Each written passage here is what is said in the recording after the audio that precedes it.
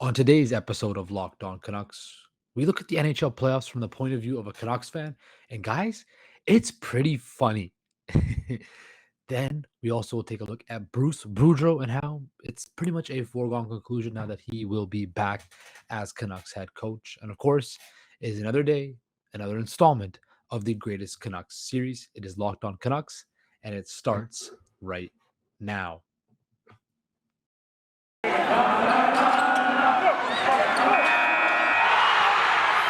You're Locked On Canucks, your daily podcast on the Vancouver Canucks. Part of the Locked On Podcast Network, your team every day. Hello, people. How are you doing on today, Thursday, May the 12th? Welcome back to another episode of Locked On Canucks. I'm, of course, your host, Justin Pooney. You can, of course, find me on Twitter at _process sports. Please like and subscribe to our YouTube channel. And, of course, thank you for making Locked On Canucks your first listen of the day. We are free and, of course, available wherever you get your podcasting services. Guys, it was what a crazy day in the world of hockey tonight. Um, of course, there's going to be 3 Game 7s. I just finished. For those of you not watch, going to listen to tomorrow morning or whatever. Just finishing after the Edmonton Oilers just defeated the Los Angeles Kings to force Game 7. And Evander Kane, for those who watch on YouTube, throw up the 7 celebration, which I thought was absolutely hilarious. Not only does he have 7 goals in the series, but now it's going to be going to Game 7, which I thought was really telling, and it shows that cockiness, bravado that hockey needs. That is besides the point, but that is going to Game 7. Boston, Carolina is going to Game 7 after the Bruins thumped the Hurricanes 5-2, and they go back to Raleigh for Game 7. And the biggest one of them, the Toronto Maple Leafs lose in overtime to the Tampa Bay Lightning, and they go back to Toronto for Game 7. I don't know what it is, but the Leafs in Game 7, I, I have no idea how to explain it, guys. I think it's just so poetic how this is the Leafs' year. This is their season. The most wins, most points. Matthews, 60 goals. They go up against the 2-time defending Stanley Cup champions, and they still have to go 7 games. And I'm going to be quite honest with you. The Leafs have been the better team this series. If you look at the entirety of the series, the Leafs have been the better team this series. I know it's crazy to come out of my mouth, but being objective, the Leafs have been the best team in this series. And the fact that it's gone 7 games just shows you the mental fortitude of this team. And now they go back to the pressure cooker in Toronto. So, okay, let me get to the main point of this segment. As we all know, us Canucks fans, we love to look at other Canadian markets and see their pain because it makes us feel happy on the inside because we are not in the playoffs this year, of course. So we like to see Toronto, Edmonton, Calgary all falter. And quite frankly, I think seeing the Leafs struggle so hard to get out of the first round, it brings me more joy than almost anything else. You guys have all known, I went on that big rant about the Leafs the other day, last week, about how much I hate them and stuff like that. But it's just hilarious. I see just these fans just so upset and so distraught and so upset. But also I love it because they're so cocky and they're so delusional and they're so abrasive towards their team, which, like, hey, we all defend our team like no tomorrow. But as a Canucks fan, don't you think, like, we know what the second round feels like? We know what the Stanley Cup Finals feels like when TV had color, right? Like, we know what it feels like. People that are listening to this right now, I'm sure maybe a lot of you remember 2011 like it was yesterday. I remember 2011 like it was yesterday. Those of you that are older remember 94. Some of you even older now remember 1982. Even if you're a new Canucks fan, you know what the second round feels like because the Canucks were just there a couple years ago back in the bubble against Vegas, Game 7 against Vegas, one win away from the conference finals, right? Like, we know what it feels like. Then you even, but you know what also, as a Canucks fan, that gets lost in the shuffle is that the fact that the Oilers haven't made it past the second round since 2006. Now, the Leafs has been 2004, but the Oilers are not that far behind them. The Oilers, no, excuse me, I take that back. Fact check: the Oilers did make the second round against Anaheim. That's when Ryan Kessler, of course, former Canuck, put his hand on the pad and the goalie interference and Cam Talbot. Yeah, I take that back. Wow, that changes my whole argument. No, but seriously, I just think it's funny looking at from a Canucks fan point of view. That is it really that bad for us? Is it really that bad? Let me ask you this: would you rather never make it past the first round in 18 years, or be going through this six-year cycle that the Canucks are going through? But knowing what you know, that hey, Canucks made the Stanley Cup Finals, won a round in 2020, President's Trophy winners. The years prior to that, won rounds, got knocked out by Chicago, but we're there. And or would you rather have the Leafs and consistently lose in the first round every year? That's an interesting question. For me, of course, I'm taking the Canucks. Just not getting past the first round is just agonizing and destructive. And quite frankly, when you have that much talent the Leafs have, it just doesn't make any sense. Or would you rather be Edmonton, who has the most talented players, top two players in the world, in my personal opinion, but again, have zero playoff success? It doesn't make sense. And you look at Calgary. What's Calgary really done post lockout? Nothing. It's Ottawa. Ottawa's had a few nice playoff runs here and there. Same with Montreal. But when you look at the grand scheme of Canadian NHL teams, post lockout, post pre 2000, so sorry, post 2000, this new millennium, the Canucks, quite frankly, might be the most successful team. If you look at it, right? 01 playoffs, 02 playoffs, 03 playoffs, 04, not 06, but 07 playoffs, not 08, but 09, 10, 11, 12, 13, 14 you miss, 15 you're back in the playoffs, 16, 17, 18, 19 you miss, but 20 you're back, you win a round, and then you go through it, If you think about it, right, the Leafs went through that massive period under Brian Burke where they didn't make the playoffs. The Oilers went through a long stretch where they didn't make the playoffs. The Flames have gone through stretches where they have not been in the playoffs. The Senators are in a rebuild. The Canadians have been horrible, but they made the Stanley Cup Finals last year. Like, when you look at it, right, it's not really that bad in the grand scheme of things. The Canucks, quite frankly, might be the most successful Canadian team, excuse me, in the last 20 years. It's They've had 2 Hall of Fame players. They've had a Hall of Fame goalie. We've had great times, and I think we tend to forget that because we look forward. But let's pump the brakes a little bit. Canucks aren't in that bad of a spot, and I don't know what it is. Maybe it's just my positive thinking, but I think it's not that bad. If you told me you could have a Leafs fan perspective or a Canucks fan perspective over the last 18 years, I'm taking the Canucks fan perspective the whole way. We have a Stanley Cup Finals run. Sure, we missed the playoffs, right? But we've won playoff rounds. We've had extended runs. We've had great players come through here. I'm taking the Canucks. If you ask me the Oilers, I'm taking the Canucks path. Asking the Flames, taking the Canucks path. Maybe Ottawa or Montreal, but then again, it's kind of all three teams have made the finals. Ottawa had a couple more extended playoff runs, same with Montreal, a couple Eastern Conference finals, but seriously, like, if you look at it, the Canucks, history-wise, yes, we don't have a cup, but over the last 20 years, the Canucks have been one of the most successful, probably the most successful team in Canada, excuse me. And I'm willing to debate anybody on that. The Canucks have been the most successful team in Canada. So looking at the NHL playoffs and seeing all these fan bases fight each other and freak out, I'm kind of just sitting back, eating my popcorn, kind of enjoying it, being like, hey, Toronto's just dying to get out of the first round. We know what that feels like. Edmonton doesn't know is struggling to just get out of the first round. They've had playoff struggles the last couple of years. I'm just sitting here eating my popcorn, like, hey, like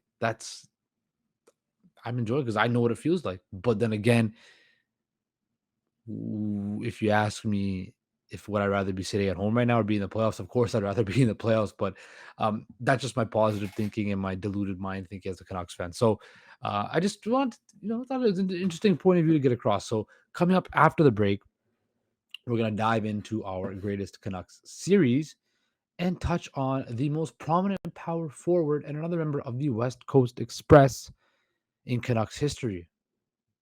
But first, I want to talk to you about Athletic Greens. Athletic Greens is a product that I use every day because I needed more energy and wanted better gut health and an optimized immune system. I hated taking pills and vitamins. I want to take something that actually tastes great, and I want to see what the hype was about. So, what is this stuff? With one delicious scoop of Athletic Greens ones, you're absorbing 75 high-quality vitamins, minerals, whole food source, superfoods, probiotics, and adaptogens to help start your day right. This special blend of ingredients supports your gut health, your nervous system, your immune system, your energy, recovery, focus, and aging. All the things that are important. Again, like I said, I take it because I need a lot of energy in my day. I literally wake up at 10 a.m., not even 10 a.m. I wake up at 9 a.m. and go to bed at 2 a.m. maybe. So I'm up a lot. I need a lot of energy. Um, and it helps. It tastes good as well. It just tastes so smooth, tastes kind of tropical, and it just tastes like your favorite juice when you had it as a kid. And I bring it when I travel too because I need the energy at all times. It costs you less than $3 a day. You're investing in your health. It's cheaper than the cold brew habit that you all have. It's cheaper than getting different supplements, and you're investing in an all-in-one nutrient insurance. Athletic Greens has over 7,000 five-star reviews recommended by professional athletes, trusted leading health official experts such as Tim Ferriss and Michael Gervais.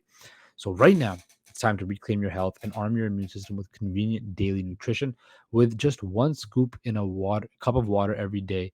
That is it. No need for a million different pills and supplements to look up for your health. To make it easy, Athletic Greens is going to give you a free 1 year supply of immune supporting vitamin D and 5 free travel packs with your first purchase. All you have to do is visit athleticgreens.com/NHL network. Again, that is athleticgreens.com/NHL network. Take ownership over your health and pick up your ultimate daily nutritional insurance. Okay, everybody, welcome back. Welcome back to Locked On Canucks. I want to thank you for making Locked On Canucks your first listen of the day. For your second listen of the day, check out the guys at Locked On NHL. They got nightly recaps of every NHL game with analysis from local experts. It's free, of course, and available wherever you get your podcast services. So, guys, as you guys heard about that little soliloquy went on talking about how it's not that bad being a Canucks fan and how it's, it's okay. It's okay to it's okay to not be in the playoffs this year, but it's also funny to see these teams struggle so much because they don't know what it's like to get it past the first round. And I'm throwing shit at all you Leaf fans out there.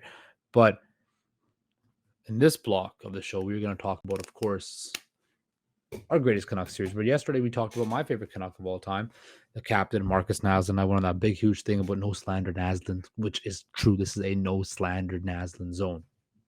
Today I'm going to talk about his line mate and probably his best friend on that team, number 44, Todd Bertuzzi. Now, Bertuzzi is a very interesting, Bertuzzi is just the Bertuzzi story in Vancouver is so complex, so deep, so many layers to it that it's hard for me to get it in just this. But just to kind of encompass the whole Bertuzzi thing was he came in from New York in a trade for Brian McCabe, former Leaf, to Vancouver, and you saw him develop into the best power forward in the NHL. He scored 97 points 1 year. Bertuzzi was a locomotive out there in the ice. You saw that number 44 just steaming down the ice. I remember that one series against Detroit.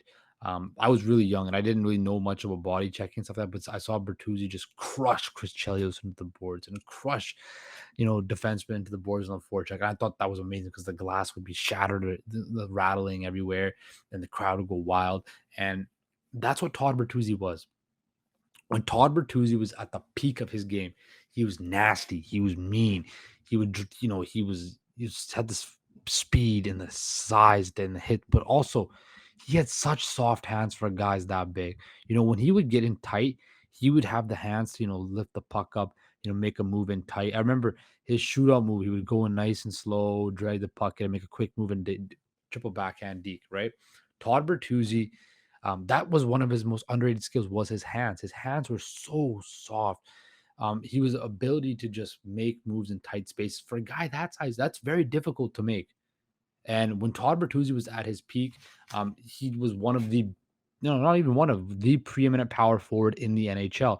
And I think people tend to forget about that because that era in the NHL as was known as the dead puck era, right? And that was when goals weren't, basically that's when the lockout hit. That's why they had all those rule changes because you could not score. Bertuzzi was what 6'3", 246 pounds, coming down on you for that would be such an imposing thing for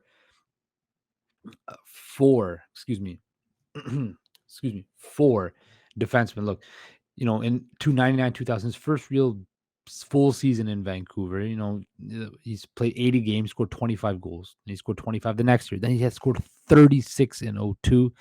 And then in 03, the same year Nazem won the Lester Pearson Award, he scored 46 goals. A very, very, very good number for Todd Bertuzzi. And that, like I said, that's during the dead puck era. And if you were to extrapolate those numbers, that probably would be like a buck 20 points in today's NHL. Maybe not a buck 20, but like a buck 10 and probably like 50 plus goals in this NHL because there was hooking, there was holding, there was a 2-line pass. It was a different game then. And Bertuzzi still racked up 46 goals. Then, of course, in 03-04, the tragic incident that happened with Steve Moore transpired. And after that, he only really had one more year left in Vancouver. 05-06, he had 25 goals. But, by that point in time, you kind of knew the writing was on the wall that he was done. He wasn't going to come back after that and play with the Canucks. And it was time to move on. And, they were able to trade him off and get a bigger piece from Roberto Luongo. But I just want to strictly focus. I don't want to talk about the whole Steve Moore incident because we all know it was a tragic, tragic incident, one of the darkest moments in NHL history. But I just want to touch like when I mean like Todd Bertuzzi during his tenure with the Vancouver Canucks was one of the greatest power forwards in the game, and I think, quite frankly, the best power forward in Canucks history. People might say, "Oh, Cam Neely." Well, Cam Neely didn't play very long, and you look at the guy that had played that power game when Bertuzzi was playing at his highest. He would take the puck wide, use his body, shield off, drive to the net, either dish off to Naslin or score. Right? He had that power move, those power moves that you need. Stuff that we wish like other certain power forwards in the Canucks future, like a Taylor Pyatt or all these other guys the Canucks had to get that just didn't have the same skill set to play that power game. And I don't know why I brought up Taylor Pyatt, to be honest with you, because he was not even in Todd Bertuzzi's level. But anyway, Bertuzzi is just like it was. He was I don't know. I just was watching highlights of him, and he was just absolutely astounding. So I definitely think Todd Bertuzzi deserves his flowers, and he was a great player for the Vancouver Canucks, and that's why I was so happy when then the 50th season, and he came back, and he received a standing ovation, and he received um was it was imperative to see the guy that was a fan favorite. The people had a song about him. These guys wrote a song about Todd Bertuzzi. It was just so important. No, sorry, no, it wasn't. He was just an important piece at a time where this franchise took that step from being, and I talked about yesterday, Nazem, from being a perennial loser to a sustainable contender. And he was a part of that core that, of course, they didn't have the playoff success, but they did something special. They not only helped me become a hockey fan, but they put the Canucks in a prominent position in the NHL where they were winning division titles when meant something. When they're making all-star games, they're making the playoffs consistently. They were a team that was considered a cup contender after years of just being a doormat. uh, They brought the franchise back to relevancy, and I will always hold Todd Bertuzzi with Marcus Naslund and Brendan Morrison, that whole West Coast Express era, with such high regard because they allowed that next wave, that next generation of Canuck, the BXs, the Kesslers, the Burrows, the Sedins, that core to really explode because the Canucks, as I said yesterday, the Canucks were dirt at the end of the 90s. They were at the bottom, rock bottom.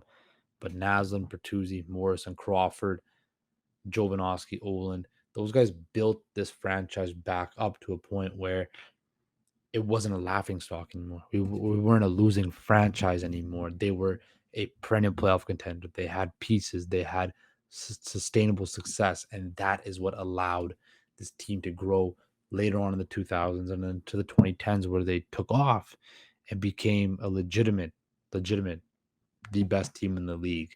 I don't care if they win the Stanley Cup. The Canucks in 2011 were the best team and should have won the Stanley Cup.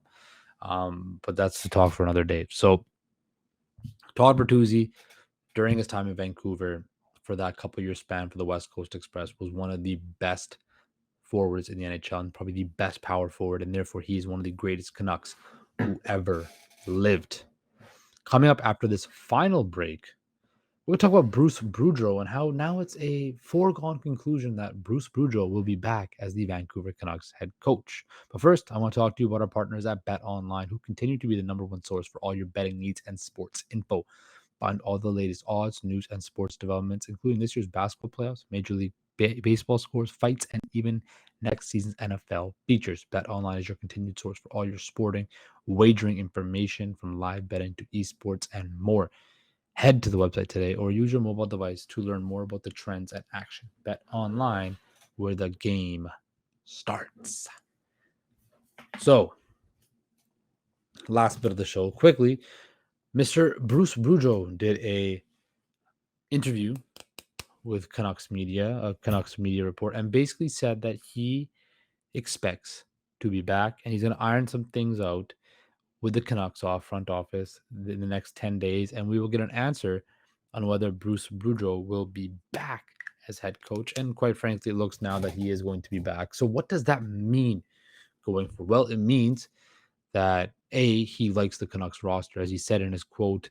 I forget who it was with, but it was with one. I think it was Rob Williams. I think. Anyway, I have to double check that. But Boudreau basically said like he's got a solid relationship with the players in Vancouver, similar to what he had in Washington. So it's obvious that he likes the roster, likes the players, and they love him too. It was evident of that. But the Canucks are not going to offer him a contract. Obviously, they're going to make him play it out, which I think is the wrong decision. I would even tack on a year, just so he doesn't have to answer questions on it. But then again, I'm not Francesco Aquilini. I'm not writing the checks, and we all know money's a bit tight right now in Canucks land after the pandemic. So I think with Boudreau staying on, it is you have your coach. Now you have to figure out what the goal is. Is the goal the playoffs? Is the goal, um, you know, rebuilding? I think with Boudreau coming back, it's a true sign now that they're going to go for the playoffs, and they should. Quite frankly, they should. As I said before, we need playoff hockey back in the city, this province, and this team is good enough. This team is talented enough. I'm looking at the teams played right now in the playoffs. Canucks would wax LA. The fact that the Oilers don't have any defense or goalies is more proof of the imagination the Canucks would wax LA in a playoff series. Canucks are better than LA. I think the Canucks could even take Edmonton in a playoff series. You think the Canucks can't do what Dallas is doing? Really? So I mean, like, I think now that we see that Boudreau is going to come back, that the playoff push is imminent. Now it's just you got to make smart decisions in the offseason, whether that's trading Besser, is do you get a guy like Kuzmenko? How will he help with the top six? As I said yesterday, if Kuzmenko comes in, Besser's gone. He's gone. Now I know everybody wants them to trade Miller and stuff like that, but I don't think we have heard reports say that we're going to find out very soon whether JT Miller's contract is going to be up. And quite frankly, if I think he stays too, I think he does, because I don't think he's going to get what he wants anyway from any team, because I don't think GMs will offer him. I don't think GMs will be that offer him his whatever 8-9 million he's asking for, or whatever he's asking for. He's probably going to ask for 9-10 million. He's probably going to get somewhere around 7 or 8. So I think with Boudreaux coming back, it's now the wheels are in motion, that a playoff push is coming. That's basically what I'm trying to say. With Boudreaux back, I think next year playoffs are the mindset. There is no rebuild. There is no hard reset or whatever, the retool. It's playoffs or bust. And that's what I think from this team. With Boudreaux coming back, it is playoffs or bust. So it's going to be interesting to see what transpires in this offseason. Of course, I'm going to be here every step of the way. I want to thank you guys for making Locked On Canucks your first listen of the day. For your second listen of the day, check out Locked On NHL. From first round matchups to each Stanley Cup kiss, Locked On NHL covers the playoffs like no other. Hear the latest news and opinions from local experts every Monday through Friday. It's free. It's not free. It's free and available wherever you get your podcast services. Okay, guys, take care. Stay safe.